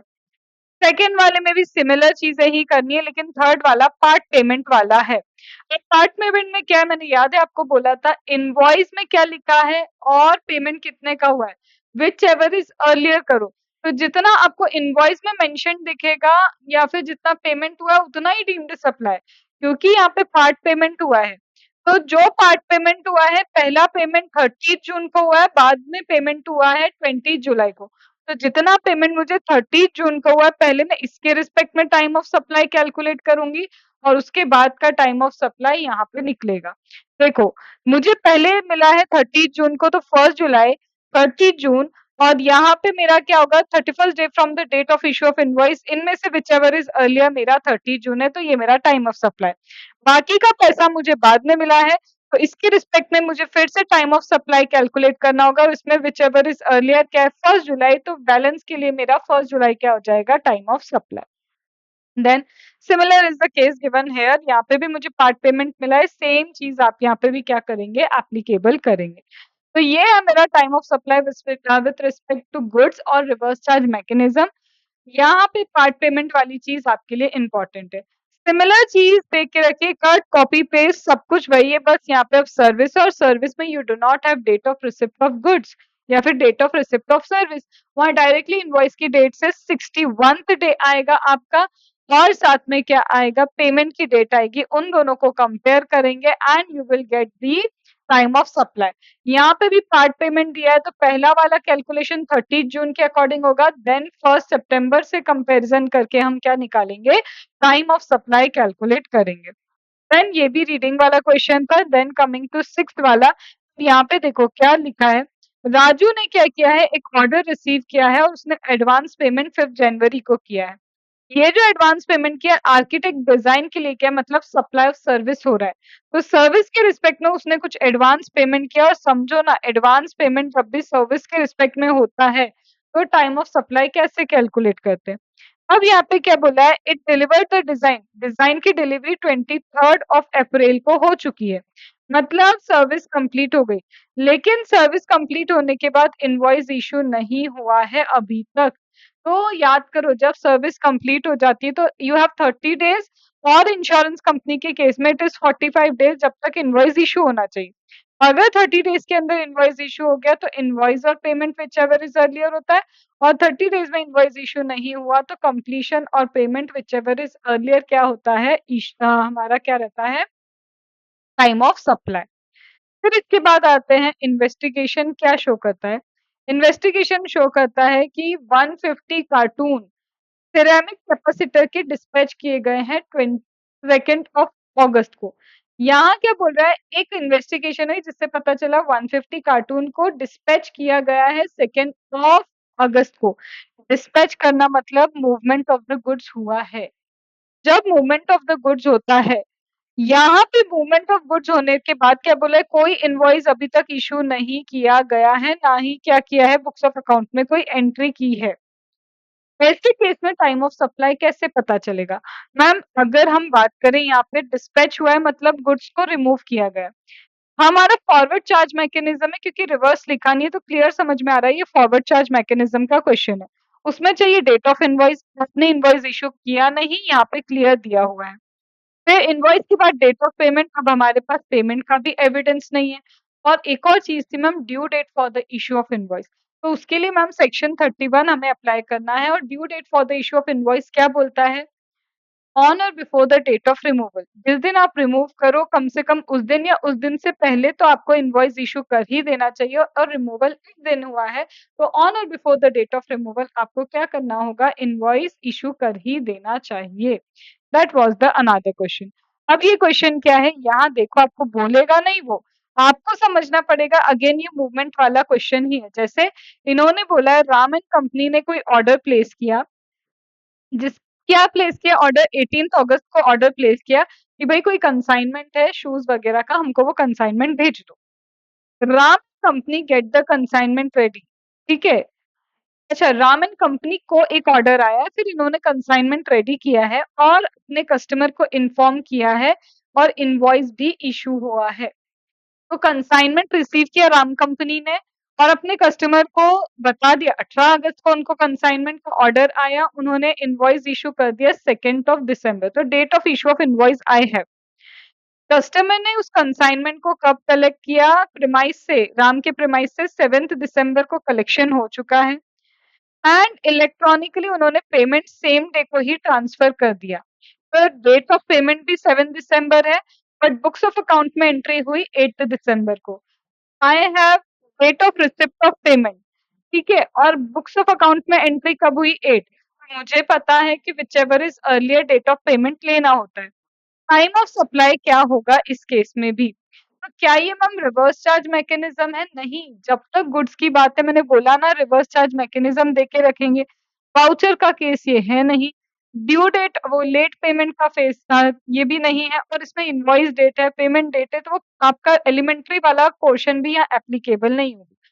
तो ये मतलब आपका क्या आ गया, फिर से फॉरवर्ड चार्ज मैकेनिज्म का क्वेश्चन। और इसमें आपको एक चीज और लिखनी होगी, जब भी फॉरवर्ड चार्ज मैकेनिज्म लगाओगे आपको हमेशा सेक्शन 31 लिखना है इन केस ऑफ गुड्स। तो इसके according last date for the issue of invoice है ऑन और before the date of removal. तो मेरे पास इनवॉइस है, मेरे पास ड्यू डेट ऑफ इनवॉइस है, मेरे पास डेट ऑफ पेमेंट निकल रहा है, इसमें से विच एवर इज अर्लियर जो होगा that will be my time of supply. Coming question number 10, देखो अल्ट्रा फास्ट स्पीड है क्वेश्चंस की, क्योंकि तुम्हारे लिए तुम भी क्वेश्चन कर चुके हैं, मैं सिर्फ एक रिकॉल करा रही हूँ टाइप ऑफ क्वेश्चन क्या है। क्लास में ऑब्वियसली ये बहुत स्लो पेस पे होता है जिसमें मैं लिखना भी सिखाती हूँ, यहाँ पे अभी इतना ही पॉसिबल है, ठीक है। चलो फिर आते हैं हम, ये क्या है, यहाँ पे पहला ही लीगल सर्विस दिख रहा है तुमको, और यहाँ पे मैंने कहा था सर्विस के केस में नहीं बताएगा तुमको कि रिवर्स चार्ज मैकेनिज्म है। कैसे पता चल रहा है फिर मैम, देखो सबसे पहले form of advocate. Yes ma'am, पढ़ाया था रिवर्स चार्ज मैकेनिज्म में, जब भी एक फॉर्म ऑफ एडवोकेट या फिर senior advocate services business entity को प्रोवाइड करता है आरसीएम, और यहाँ पे फॉर्म ऑफ एडवोकेट ने बिजनेस एंटिटी को ही सर्विस प्रोवाइड की है, तो मैम यहाँ पे रिवर्स चार्ज मैकेनिज्म के अकॉर्डिंग हमको कैलकुलेशन करना है। रिवर्स चार्ज मैकेनिज्म के अकॉर्डिंग हमको इनवॉइस की डेट से 61th डे चाहिए पहली चीज, और दूसरा चाहिए मैम डेट ऑफ पेमेंट, और इसमें से आ जाएगा फिर विच एवर इज अर्लियर, क्योंकि सर्विस में date of receipt of service का कोई फंडा नहीं है। और एक और चीज, जब आपने मैम आरसीएम पढ़ाया था आपने कहा था ये एडवोकेट की सर्विस तभी रिवर्स चार्ज मैकेनिज्म में आएगी जब ये लीगल सर्विस होगी। अब सपोज करो मैं यहाँ पे पता है क्या कर दूं, सर्विस तो एडवोकेट प्रोवाइड कर रहा है, अगर मैं लीगल सर्विस हटा के कर दूं अदर देन लीगल सर्विस, तो it is not covered in reverse charge mechanism. वो सारे कीवर्ड जो मैंने आपको रिवर्स चार्ज मैकेनिज्म में पढ़ाए थे वो याद रखना। अगर इंस्टीट्यूट एक कीवर्ड चेंज करता है तो पूरा आंसर चेंज हो जाएगा और वो रिवर्स चार्ज मैकेनिज्म में भी नहीं रहेगा। अभी इस केस में सब कुछ फुलफिल हो रहा है, एडवोकेट है, लीगल सर्विस दे रहा है, बिजनेस एंटिटी को दे रहा है, रिवर्स चार्ज मैकेनिज्म है, और उसके अकॉर्डिंग मेरा टाइम ऑफ सप्लाई ऐसे कैलकुलेट होता है, that is date of payment and this. लिखने का तरीका डेट्स मेंशन करते जाना प्रॉपरली साथ-साथ में एंड फिर करना व्हिचएवर इज़ अर्लियर और बताना जो भी आंसर आ रहा है कि ये मेरा क्या है टाइम ऑफ सप्लाई है। लेकिन this will be the homework. फिर देखो ये क्वेश्चन है चार्टर्ड अकाउंटेंट सर्विसेज दे रहा है। चार्टर्ड अकाउंटेंट जब सर्विस देता है तो मैम एक चीज़ बताऊँ, आपने बताया था जब फर्म ऑफ एडवोकेट सर्विस देता है तो रिवर्स चार्ज मैकेनिज्म है। चार्टर्ड अकाउंटेंट की फर्म जब सर्विस देती है तो रिवर्स चार्ज मैकेनिज्म का कोई कॉन्सेप्ट नहीं है, इस बात को याद रखना। तो जब क्या है ये वाली फर्म चार्टर्ड अकाउंटेंट की सर्विसेज रेंडर कर रही है मिस्टर ए को इस दिन 7th को, ठीक है? तो वो क्या बोल रहा है फिर से मुझे एक बार पढ़ना होगा।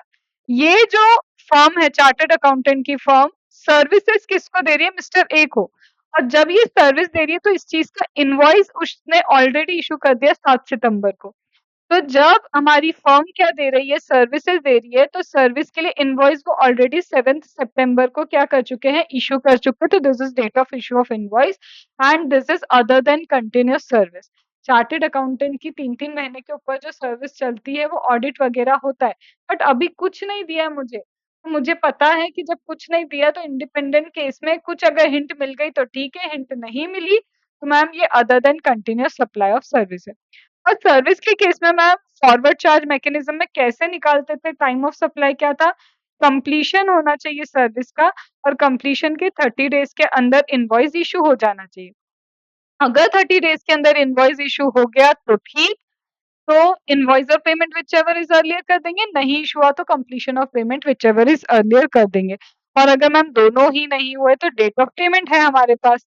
तो देखो, मैम इनवॉइस की डेट तो है हमारे पास। हमारी सर्विस कंप्लीट कब हुई मैम? इस दिन। और जब सर्विस कंप्लीट हुई इसमें 30 डेज़ के अंदर इनवॉइस इश्यू होना चाहिए था, जो यहाँ पे नहीं हुआ तो इसका मतलब कंप्लीशन और पेमेंट व्हिचएवर इज़ अर्ली के हिसाब से आपका टाइम ऑफ सप्लाई रहेगा।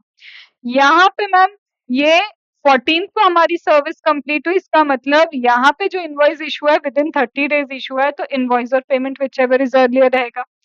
यहाँ पे इन्होंने पेमेंट किया 3rd ऑफ अगस्त को, लेकिन अभी सर्विस ही कंप्लीट नहीं हुई और जब मैम सर्विस कंप्लीट ही नहीं हुई, इनवॉइस तो सर्विस कंप्लीट करने से पहले भी दे सकते, बिल्कुल दे सकते, लेकिन इनवॉइस भी बाद में गया है। मैम डेट ऑफ पेमेंट ही मेरा क्या होगा? टाइम ऑफ सप्लाई रहेगा। मैंने कहा था ना अगर इनवॉइस भी नहीं है, पेमेंट भी नहीं हुआ तो इनवॉइस भी नहीं है और साथ में कंप्लीशन भी नहीं हुआ तो पेमेंट की डेट ही रहेगी। यहाँ पे मैम पेमेंट कब हुआ है? 15 सितंबर, लेकिन उससे पहले मैम इनवॉइस तो आ चुका है। तो क्या इनवॉइस बिफोर कंप्लीशन भी इश्यू हो सकता है? हमने किया था yes, invoice could be issued even before completion. Ma'am इसका मतलब क्या हो जाएगा? इनवॉइस की date will be my time of supply. अब ये क्वेश्चन क्या है? इस क्वेश्चन में भी आपको नहीं दिया है कि ये सर्विस रिवर्स चार्ज मैकेनिज्म में आएगी, बट सेक्शन नंबर 9 सबसेक्शन 3 की एक सर्विस ही लिख के दी है कि जब एक पार्टनरशिप फर्म को क्या किया है, मिस्टर प्रणय एक पार्टनरशिप फर्म है जो एक रिकवरी एजेंट की तरह एनबीएफसी को सर्विसेज प्रोवाइड कर रहे हैं। तो जब भी एक recovery agent bank, financial institute या एनबीएफसी को सर्विस प्रोवाइड करता है तो रिवर्स चार्ज मैकेनिज्म है and you should remember it includes NBFC also.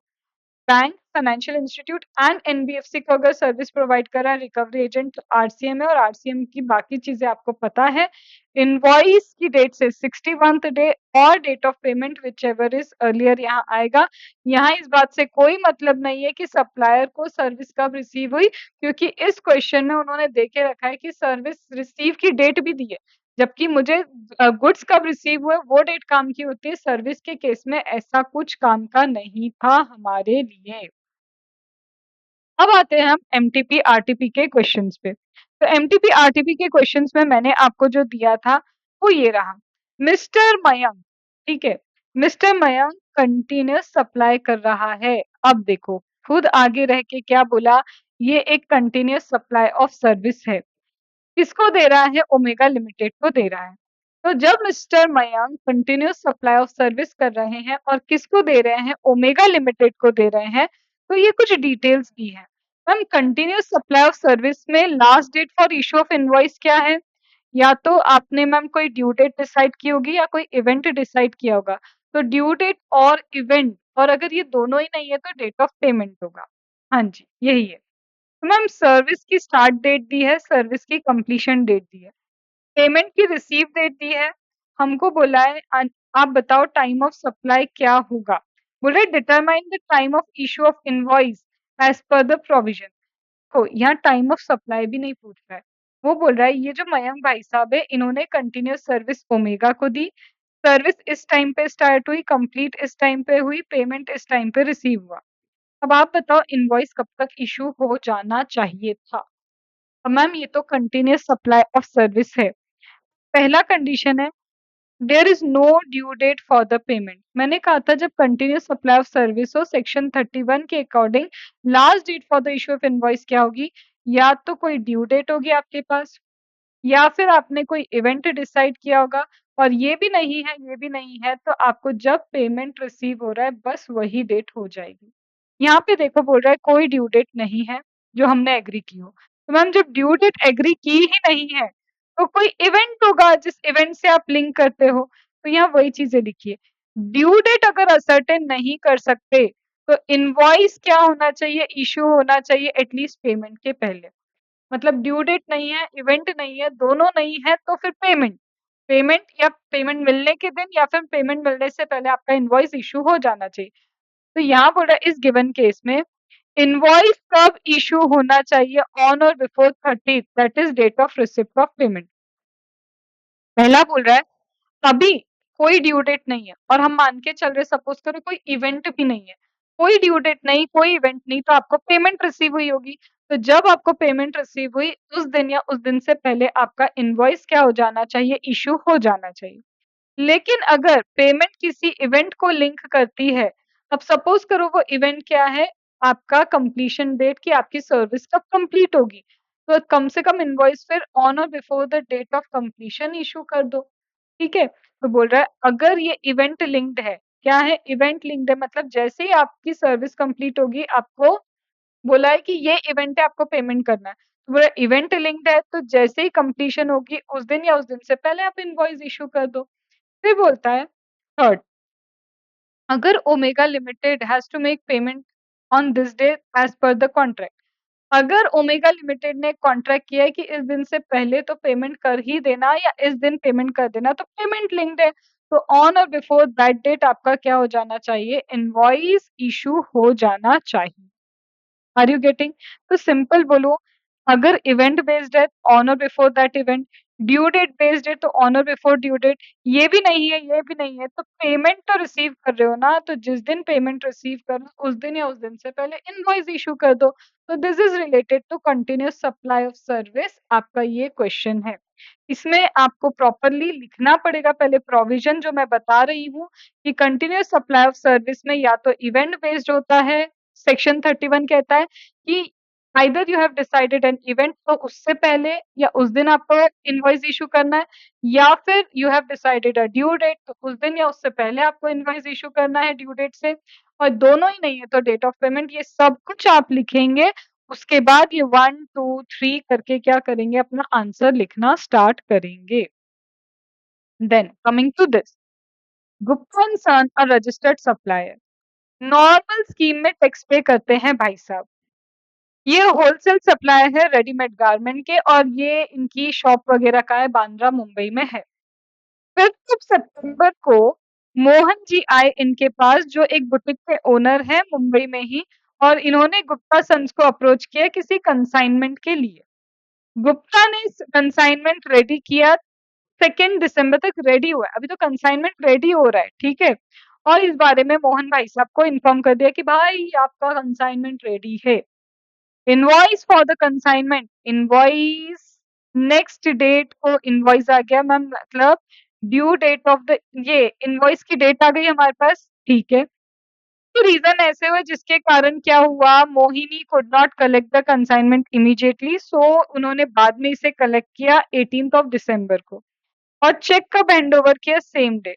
मतलब मैम चेक 18th को हैंडओवर किया गया हमको और हमारे अकाउंट में 20 दिसंबर को ये क्रेडिट हो गया। कहना क्या चाहते हो? टाइम ऑफ सप्लाई निकालना है।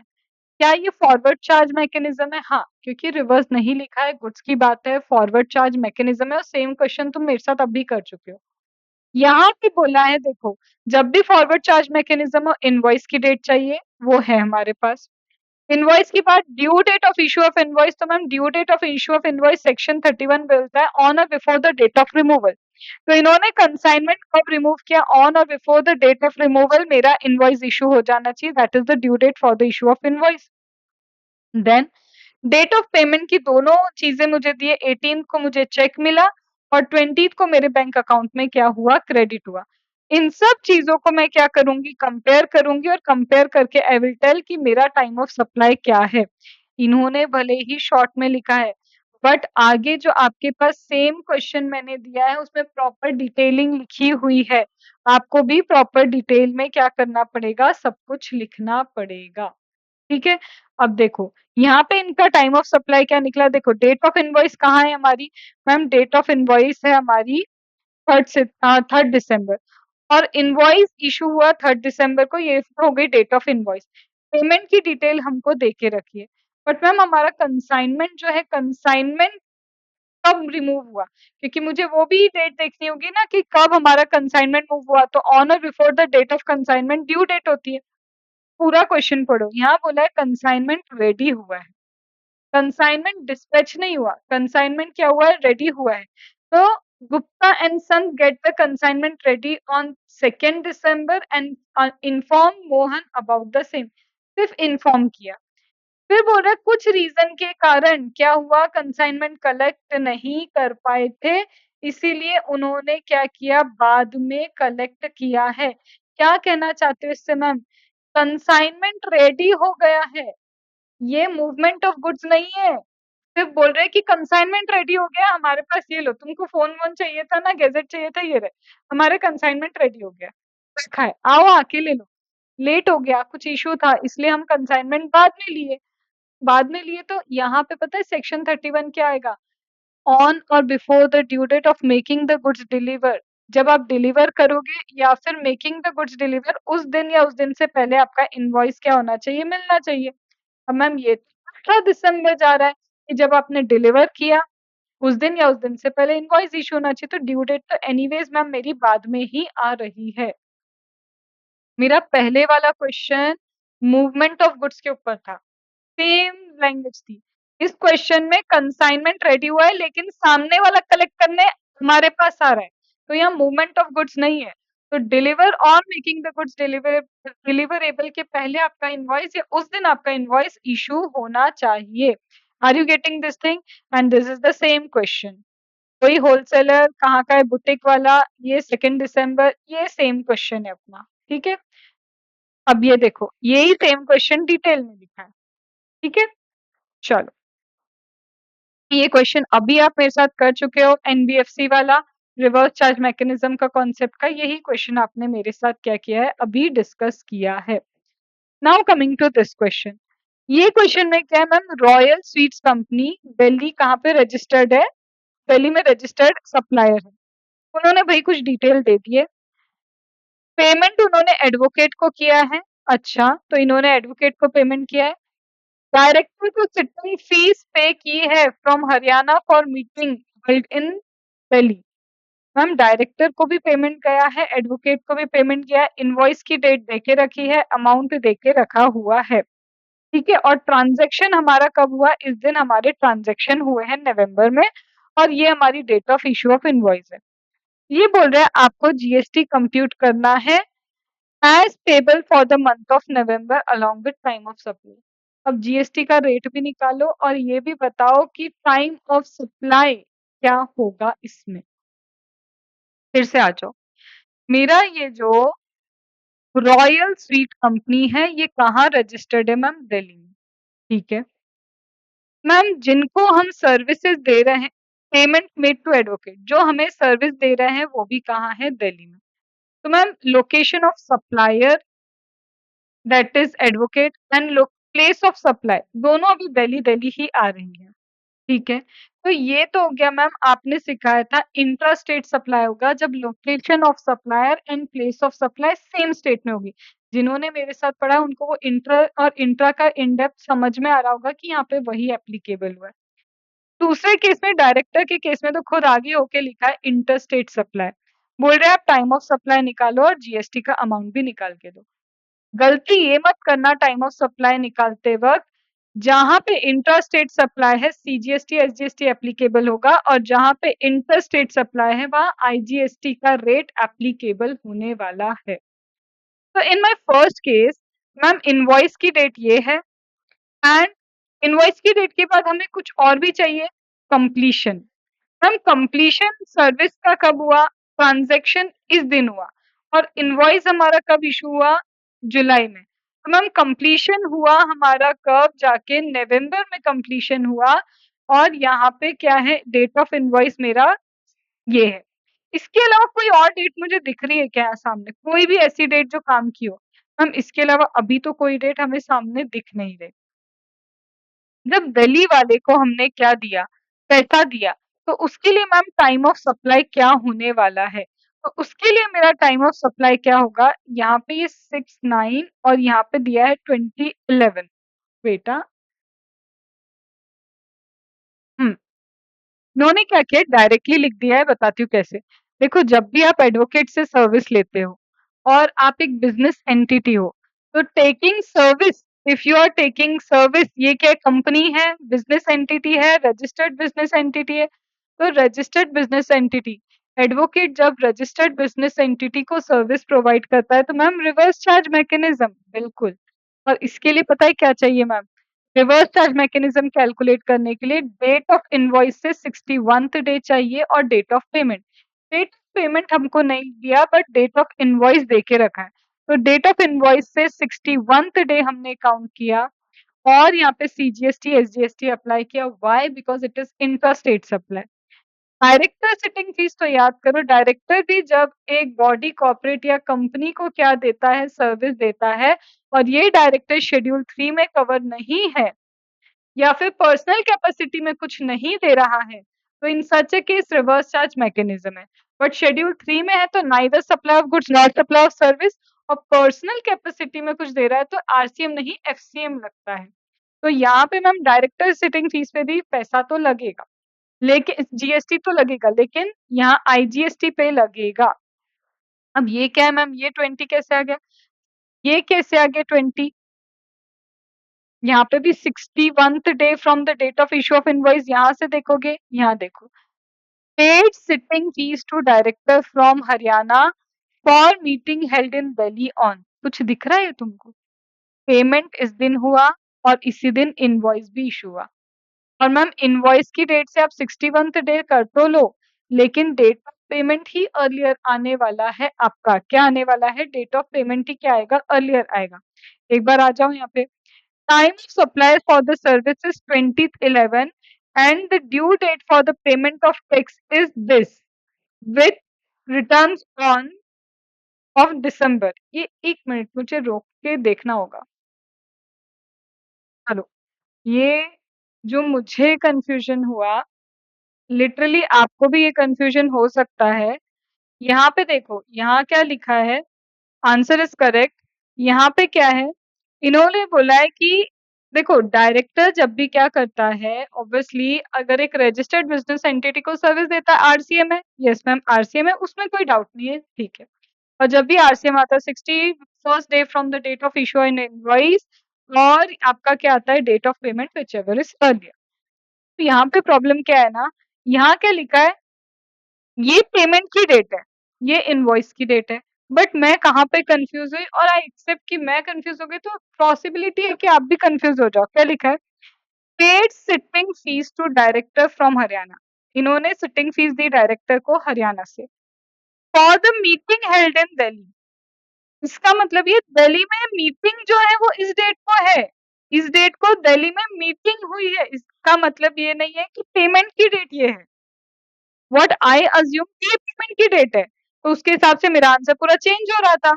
ये बोल रहा है कि इस दिन जो मीटिंग हुई ना दिल्ली में, इस दिन जो मीटिंग हुई इस मीटिंग का पेमेंट उन्होंने इस दिन किया है। तो दैट मीन्स पेमेंट की डेट ये है 61st day from the date of invoice. Obviously earlier तो यही आना है, तो अर्लियर ये है तो ये हो गया आपका क्या? Time of supply. और ये टाइम ऑफ सप्लाई के लिए अगेन 18% पे you have to apply IGST being an inter state supply. Understood? It was very common mistake और माइन्यूट थी, तो ये आप नोटिस करके रखो। जब ऑब्वियसली मैं इतनी बार पढ़ाती हूँ, उसके बाद मुझसे गलती से ये इंटरप्रिटेशन गलत हो गया, पॉसिबल है आपसे भी हो जाएगा, ठीक है? चलो। अब यहाँ पे ना कुछ और चीज़ें भी लिखी है, जो अभी आप नहीं पढ़ेंगे, जैसे ड्यू डेट क्या होता है? यहाँ पे इसने टैक्स की ड्यू डेट भी दे के रखी है, क्योंकि अभी आपने मेरे साथ पेमेंट ऑफ टैक्स चैप्टर नहीं किया है, तो फॉर दैट रीज़न अभी आप इसे क्या करोगे? सिंपली इग्नोर करके ही चलोगे। अंडरस्टूड? ये देखो, ये क्वेश्चन ना रिपीटेड क्वेश्चन है, बहुत बार रिपीट हो रहा है। ये वही कंसाइनमेंट इस दिन रेडी किया, उस दिन हमने क्या किया, इनवॉइस बना दिया। This is the repeated question they are giving. Consignment वाले question are the most repeated question they are providing you. अब यहाँ पे बोला है this includes the concept of time of supply. अब इसका मतलब यहाँ पे और कौन सा कॉन्सेप्ट है? यहाँ बोलता है you are required to examine the validity of objection of the tax consultant. कुछ तो इसका ऑब्जेक्शन वगैरह वो हमको चेक करना है, और साथ में हमको बोला है कि टाइम लिमिट बताओ किस चीज की, कि टैक्स इनवॉइस कब तक क्या हो सकता है, इशू किया जा सकता है। रॉयल फैशन एक रजिस्टर्ड सप्लायर है, ठीक है? डिजाइनर आउटफिट वगैरह भाई साहब सप्लाई करते हैं। उन्होंने बोला एग्जीबिशन लगाएंगे, ठीक है? अपने प्रोडक्ट्स की एग्जीबिशन वगैरह लगाना चाहते हैं इस होटल में जो दिल्ली में है, और एग्जीबिशन 4 जनवरी को रहेगी। For the occasion it get the makeover of the model, मतलब मॉडल का मेकओवर वगैरह इस ब्यूटी पार्लर से उन्होंने करवा दिया। ये कंपनी है, मतलब इस कंपनी से बोला मॉडल्स का मेकओवर कर दो। तो फैशन डिजाइनर कौन? रॉयल फैशन, जो दिल्ली में रजिस्टर्ड है। उन्होंने एक एग्जीबिशन करवानी है। उन्होंने सर्विस ली, ब्यूटी सर्विस किसके लिए? इस कंपनी से ही सर्विस ली अपने मॉडल्स का मेकओवर करवाने के लिए।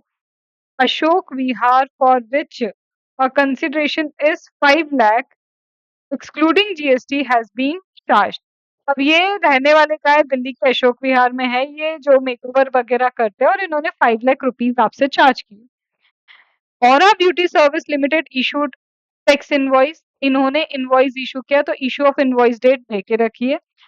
एंड लमसम अमाउंट उन्होंने इंक्लूसिव ऑफ जीएसटी चार्ज कर लिया, 5,90,000 पूरा लमसम अमाउंट ले गए। Radha fashion made the payment next day. अब नेक्स्ट डे, इनवॉइस के नेक्स्ट डे उन्होंने क्या किया? पेमेंट किया। अब वो बोल रहा है बताओ टैक्स इनवॉइस इशू करने की लास्ट डेट क्या है? क्या टाइम पीरियड है जिसमें हमें टैक्स इनवॉइस इशू करना चाहिए? और हमारे टैक्स कंसल्टेंट का एक ऑब्जेक्शन है, जो इनवॉइस रेज किया। क्या बोल रहा है? It has an objection to the invoice raise suggesting that the amount of tax in respect of the supply should be separately shown in the invoice. However, Aura Limited contended it's not mandatory. वो बोल रहा है ये जो tax का amount है ना भई, आपको तो अलग से टैक्स का अमाउंट शो करना चाहिए, बट हमारे वो सर्विस देने वाले बोल रहे हैं ऐसा कोई मैंडेटरी नहीं है। देखो, तुम्हें भी पता है, मुझे भी पता है, जैसे ही सर्विस कंप्लीट हो जाती है, कंप्लीट होने के 30 डेज़ या 45 डेज़ के अंदर अगर ये other than continuous supply of service है, तो आपका इनवॉइस इश्यू होना चाहिए। तो यहाँ पे कोई 3 मंथ से ज़्यादा तो टाइम लग नहीं रहा इस सर्विस में, तो ये other than continuous supply of service है। तो 30 डेज़ या 45 डेज़ में आपका इनवॉइस इश्यू हो जाना चाहिए। वही चीज़ लिखिए कि सेक्शन 31 बोलता है, सर्विस देने के बाद 30 से 45 डेज़ के अंदर क्या हो जाना चाहिए? इनवॉइस इश्यू हो जाना चाहिए। अगर टाइम पीरियड में आप इनवॉइस इश्यू कर देते हो, तो इनवॉइस की डेट और पेमेंट की डेट व्हिचएवर इज़ अर्लियर, और इश्यू नहीं किया टाइम से, तो कंप्लीशन और payment date whichever is earlier आपका क्या होगा? टाइम ऑफ सप्लाई हो जाएगा। इन द गिवन केस, इस गिवन केस में इनवॉइस कब तक इश्यू हो जाना चाहिए? इनवॉइस इश्यू हो जाना चाहिए जैसे ही सर्विस कंप्लीट हुई। सर्विस कंप्लीट होने के 30 या 45 डेज़, यहाँ 30 डेज़ क्यों एप्लीकेबल होगा? क्योंकि 45 days is for the insurance company. तो इस हिसाब से आप यहाँ पे टाइम ऑफ सप्लाई निकालेंगे। तो ये जो ऑब्जेक्शन रेज़ किया, क्या ये वैलिड है? नहीं, ऐसा कोई वैलिड चीज़ है क्या कि आपको सेपरेटली क्या करना पड़ेगा? जीएसटी बताना ही पड़ेगा इनवॉइस में। तो ये क्या बोल रहे हैं? ये जो टैक्स कंसल्टेंट ने इनवॉइस रेज़ किया है, और इस पे जो ऑब्जेक्शन आया, टैक्स कंसल्टेंट का ऑब्जेक्शन आया कि भई आपको क्या करना चाहिए? अलग से जीएसटी प्रेज़ेंट करना चाहिए, सेपरेटली शो करना चाहिए। क्या ये वैलिड है? तो अभी आपने मेरे साथ नहीं पढ़ा, इसके लिए भी आपको मेरे साथ पेमेंट ऑफ टैक्स पे पढ़ना पड़ेगा चैप्टर, और उसमें आएगा कि यस जीएसटी अमाउंट अलग से शो करना चाहिए। ये एक वैलिड चीज़ है, ठीक है? तो इस पे मैं ज़्यादा फ़ोकस नहीं कर रही क्योंकि ये चैप्टर ही नहीं पढ़ा है। बट एक चीज़ अब आपको फ़ोकस कर रहा हूँ, टाइम ऑफ सप्लाई का भी क्वेश्चन ज़रूरी नहीं है अलग से आए। उसके साथ एक दूसरे चैप्टर का क्या हो सकता है क्वेश्चन भी ये लोग मर्ज आउट कर सकते हैं, ठीक है? तो you have to understand this thing very well कि इनके साथ क्या हो सकता है, मर्जर ऑफ सेपरेट कॉन्सेप्ट्स हो सकते हैं। तो आई होप आपको टाइम ऑफ सप्लाई के क्वेश्चन समझ में आए, और टाइम ऑफ सप्लाई के क्वेश्चंस में एक ही चीज़ याद रखना, गुड्स के रिस्पेक्ट में अलग से दिया रहेगा रिवर्स चार्ज मैकेनिज्म है, सर्विस में पता लगाना होगा। व्हेन कम्स टू गुड्स का forward charge mechanism definitely section 31 quote होगा, और जब इनवॉइस के रिस्पेक्ट में बात आती है, सर्विस सर्विस के रिस्पेक्ट में बात आती है फॉरवर्ड चार्ज मैकेनिज्म, तब भी आप section 31 days from the date of issue of completion of service, या फिर 45 डेज में आपका इनवॉइस इशू होना चाहिए, डिपेंडिंग कि किस तरह का क्या है, आप इंश्योरेंस कंपनी हो या नहीं। तो सर्विस में 30-45 डेज वाला कॉन्सेप्ट आएगा, और हमारे गुड्स के केस में क्या आएगा, सेक्शन 31 का कॉन्सेप्ट हमेशा आएगा, ये याद रखना। आई होप जितना मेरे लिए पॉसिबल था with questions, MTP, RTP, test your knowledge के ओवरऑल सारे क्वेश्चंस मैंने आपके साथ डिस्कस किए। ये जो 2 क्वेश्चन है this is again a sort of वही सर्विस के रिस्पेक्ट में है। यहाँ पे आपको सर्विस के रिस्पेक्ट में फिर समझना होगा ये कहीं रिवर्स चार्ज तो नहीं, फॉरवर्ड चार्ज तो नहीं, and this both are same question that you have to do. ठीक है? रिवीजन वीडियो अच्छा लगा, नहीं लगा? अच्छा लगा तो एक बार शेयर कर देना, नहीं लगा तो कोई बात नहीं, फीडबैक भी दे सकते हो कमेंट में। Improvement is always something we will, ठीक है? चलो ऑल द बेस्ट।